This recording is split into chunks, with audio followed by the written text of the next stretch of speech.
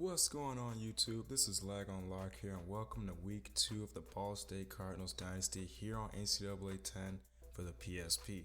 Let's go ahead and take a look at the ESPN Mag for this week. Shutout start. The Nittany Lions keep Akron off the scoreboard, win season opener 42-0. As we take a look, guys, Penn State blew out the Zips. It wasn't even close. Looking at the scoreboard, Penn State scored 28 points by halftime, as was to be expected. Hopefully the Zips can bounce back from this loss. So just to recap, we won our first game against the Tennessee State Tigers, beating them 10-0. It was a somewhat of an eventful game, but hey, a win's a win. So like I said in the first video, we only have 3 scholarships to give. Here are the prospects I gave scholarships to, Hopefully they'll come to Ball State. First up, we have the 6'2", 212-pound quarterback Chris Towns from Georgia. His field awareness is a B, his arm strength is a B+, and his accuracy is a C, but that can improve over time. His interest is towards playing for Florida. I mean, what player doesn't want to play for the SEC? We're at the bottom of his interest list. It's going to take a lot of effort to convince Chris to play on our team. Next, we have Marion Jasmine, the 6'4", 213-pound strong safety out of Winton Glenmont, Maryland. He's looking for a coach with name recognition, which is unfortunate for us because this is the first year, of me coaching. We're number 1 in his interest level though, so we might have a chance to recruit him. I mean, he looks like a solid prospect. I mean, his field awareness is an A+, and he runs the 40 at 4.43. Last, we have Eddie Cooley, the 280-pound center.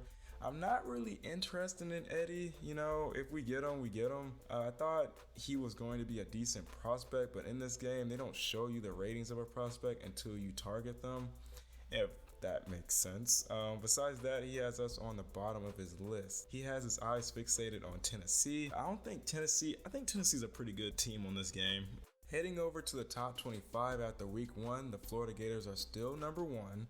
Oklahoma remains at number 2 after beating BYU 28-14. The Texas Longhorns are number 3. The Trojans are number 4. LSU is number 5 after beating Washington 45-23. Ohio State is number 6. Virginia Tech moves up to number 7 after beating number 6 Alabama. Penn State is number 8. Number 9 is Oklahoma State after they defeated Georgia 34-24. Oregon moves up to 10 after beating Boise State 38-28. Ole Miss is number 11. Alabama moves up to number 12 in the polls they moved down in the polls to number 12 after losing to Virginia Tech. Cal is number 13. The Tar Heels are number 14 in the nation. Georgia Tech moves up to 15. TCU had a bye week, but they are now 16. Georgia moves to 17 after losing a close one to Oklahoma State. Boise State is number 18. The Nebraska Cornhuskers are number 19 following a win to FAU. The Iowa Hawkeyes are number 20. BYU is number 21 after losing to Oklahoma. The Mountaineers are number 22. Utah is number 23 after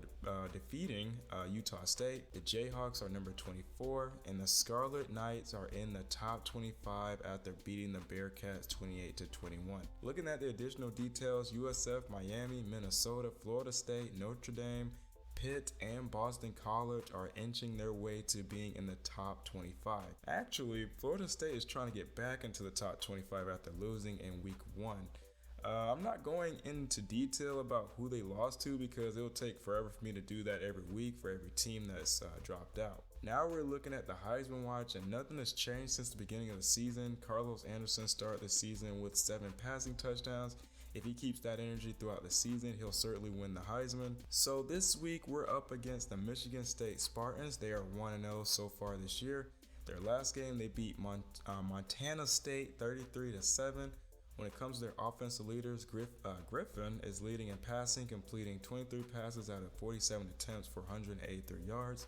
He threw 3 touchdowns and 2 interceptions so far this season. And rushing, they have Silva, who had 122 yards out of 18 attempts with only 1 touchdown. Silva also leads the Spartans in receiving with 4 receptions for 54 yards. Taking a look at their defense, Hollingsworth leads the team in tackles with 6. They have yet to record a sack, and Denman is leading the team in interceptions with 3. So before we start this game, we actually have a player that committed an NCAA infraction. Number 73, Dan Barrett, the junior redshirt guard. He's not even a bad student. His discipline is a B. Let's see what he did. One of Barrett's professors came to us with concerns about him forging his doctor's signature on an excuse letter. This was for an exam that he missed. You can't be doing that, man. How are we supposed to be a championship team if you're forging signatures? Anyway, he's going to be suspended for 2 games. I didn't want to do it, but I have to keep the NCAA team interest level down. So that's going to do it, guys. We prepare to face the Michigan State Spartans, who's ranked 35 in the nation. I'll see you guys out there on the field.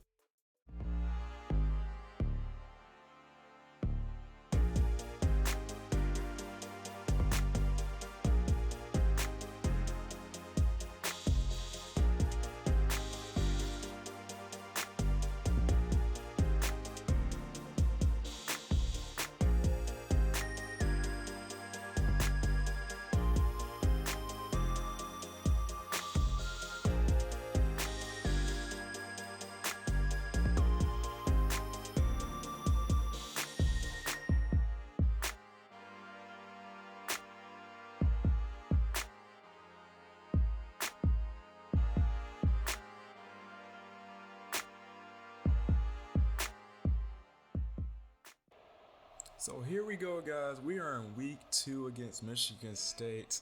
Let's see what happens. They get ball first. They're going to go with a play action. Throws it, and Jones was able to get the interception. Way to start off this game. Oh my goodness, the first play we get an exception. I think that's Joe Jones on the play. But he's going to go ahead and flex his muscles here. Look at that. That's a crazy way to start off for Michigan State. It's going to be 1st and 10 for Ball State. Yates, that's back, rolls out to the left, tries to find a man, sees McGinty, makes the catch, and it's going to be a 1st down. He gets brought down to 14. Yates surveys the field, rolls out to the left, throws it, and nobody was able to make the catch. I think it was intended for Brown, but it was an incomplete pass. Jones, going to do a spin move. He's going to get brought down. It's going to be 3rd down, 3rd and 14. Yates, that's back again. Rolls out. He's going to scramble. He's going to get some yards. And he gets brought down. Unable to get the 1st down. Man, that would have been good if we scored on our first drive versus this team. So now we're going to line ourselves up for the field goal. The kick is up. And the kick is good. Now it's Michigan State's turn to score. If they can score. Look at that. Silva is back there. Their running back is playing kick return. And Bouchard is going to bring him down. And now they're going to be spotted at the 42-yard line. Griffin steps back. He's going to scramble. And Hodges was able to get to Griffin. Good tackle on the play. It's going to be 2nd and 6. Griffin pitches out to Silva. And Hills was able to bring down Silva. It's going to be 3rd and 8. Griffin. Play action, throws down the middle, and it's batted away by Ross. But wait, guys, we got an injured player, Brent Myers. He has an arm injury. Hope it's nothing too serious. And man, they're gonna have to replace him. Their offense is starting to show that they're not ready for the challenge. You know, Griffin steps back. Right Montoya, there we go, was able to get the tackle. They went for it on 4th down. I don't know why, because it's still early in the game. I don't understand. 1st and 10 now for Ball State at the 44. Yates, option play, hands off to Jones. Jones gets brought down behind the line of scrimmage. It's going to be 2nd and 11. And we're just getting a report back that Brent is going to be out for the game. 2nd and 11. Hands off to Jones. Jones tries to break free, but no, he can't. He's going to get brought down. It's going to be 3rd and 12. Yates steps back, rolls out to the left, tries to find a man. Throws it to the freshman, and the freshman makes the catch. It's going to be a 1st down at the 29. Pitch play. Yeah, oh my goodness. Jones takes a big hit on that one. 5-yard loss. 2nd and 15. Play action. Tries to find a man, throws it to Parker. Parker makes the catch, stiffs arms, and he gets a 1st down. Our offense is out here doing our thing. As it is the end of the 1st quarter with the score 3-0. Yates takes it for himself and he gets brought down. I don't know what I was doing on that play. Because look, Yates he's hurt. He has a head injury. He probably has a concussion. That big kid, shoot, I don't blame him for concussion. 2nd and 11. Kraft steps back, throws it. Jones makes the catch, tries to get a first down, but he can't. It's going to be 3rd and 6. Kraft rolls to the left, tries to find a man. He's going to take it for himself, gets the first down, and yet he is hurt too. He has a head injury. I don't know. That wasn't even a big hit. He just spun around. But it's going to be 1st and goal at the 5. And we got a report back from Danny Yates. He will return. He just have a pinched nerve. Kelly steps back, rolls out to the left, throws it, and the freshman cannot make the catch. It's going to be 2nd down. And I know he's beating himself up about that. I would be too, because you're trying to score your first touchdown of your freshman year. It's pretty hard to do. 2nd and goal at the 5. Hands it off to Jones. Jones gets a couple yards on the play. Actually gets 1 yard. It's going to be 3rd and 4. Kelly steps back, tries to roll in, and they didn't say that was a touchdown. That should have been a touchdown. That should have been a touchdown. Take a look, guys. Look at this. Look at this. Look. Kelly rolls out to the right, tries to find something. He's going to try to sneak into the end zone. And look, his arm was in. You know what? I can kind of tell why they said it wasn't a touchdown, because the ball wasn't past the plane. Anyway, it's going to be 4th and 11. We're going to go for it, and we get a turnover.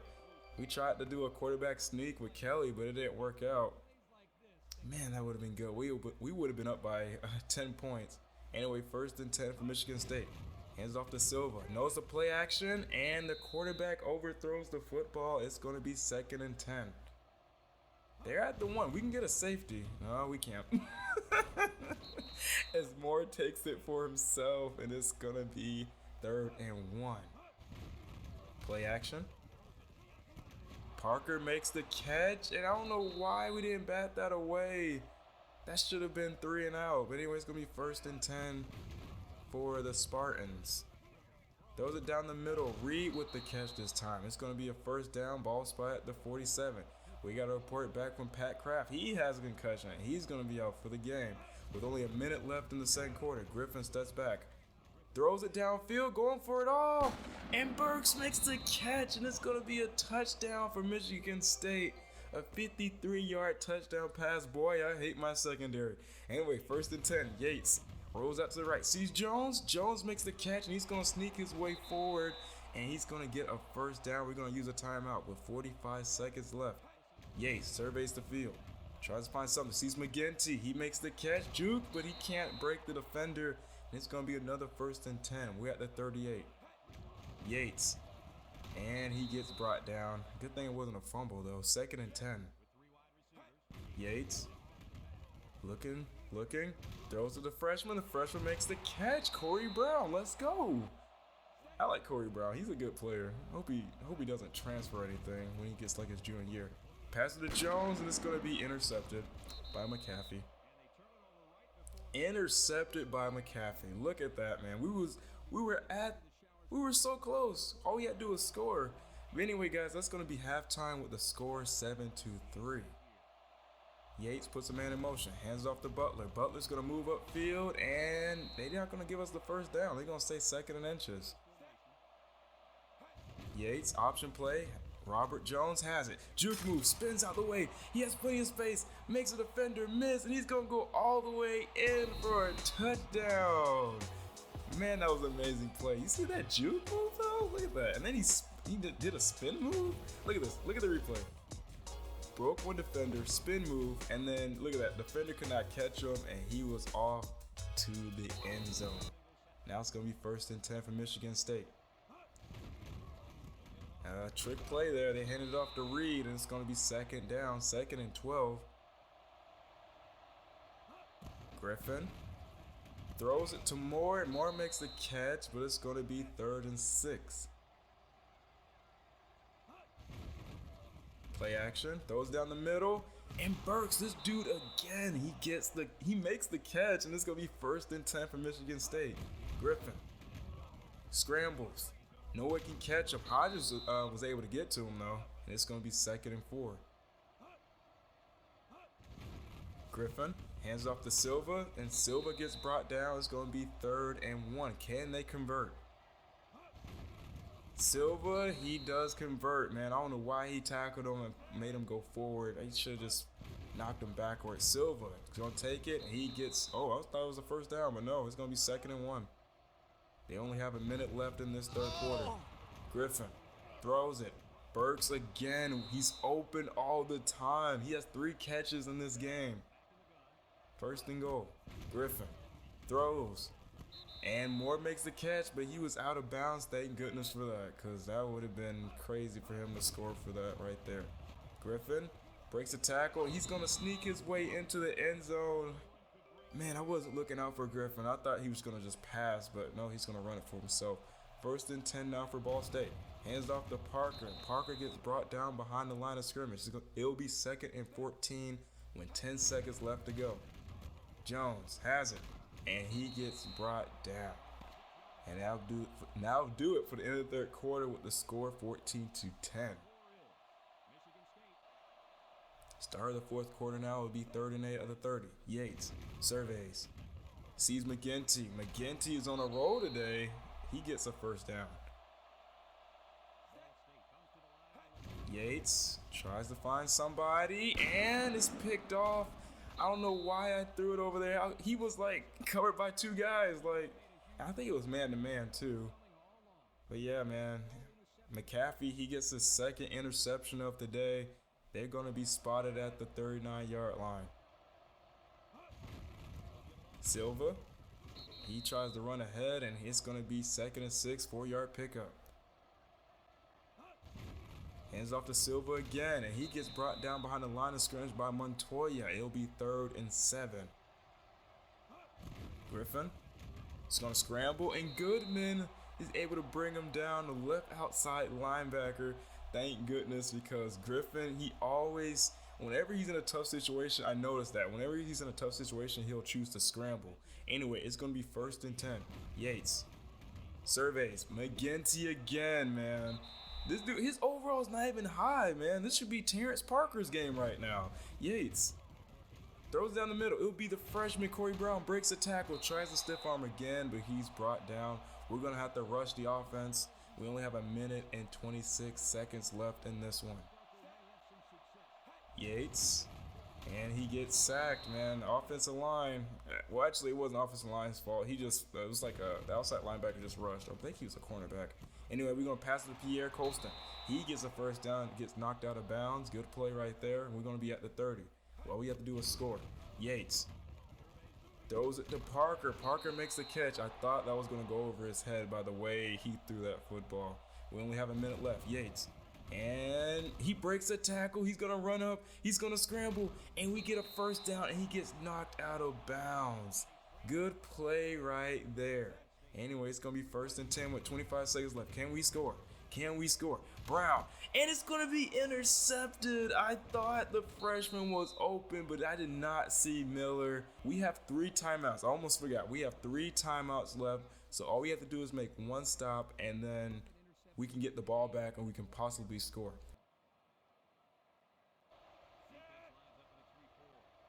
Anyway, 1st and 10. Silva gets brought down. 2nd and 12. Hands off to Moore. Moore gets brought down. We're going to use our 2nd timeout here. 3rd and 11. Hands off to Silva. Silva jukes, and he has open space. Tooth, whatever his name is trying to get to him. I know his first name's Darius. He's trying to get to him, and he can, and Silva is going to go all the way for the touchdown. What a horrible way to lose this one. A 92-yard touchdown run for the running back, and that will be the end of the game as we lose to Michigan 21-10. So now we're going to take a look at the player of the game, and it's going to be number 20, Harvey Silva, the senior redshirt halfback. He had 9 carries for 116 yards and a touchdown. He stood out amongst the rest in the game, you know, scoring that last minute 92-yard touchdown run.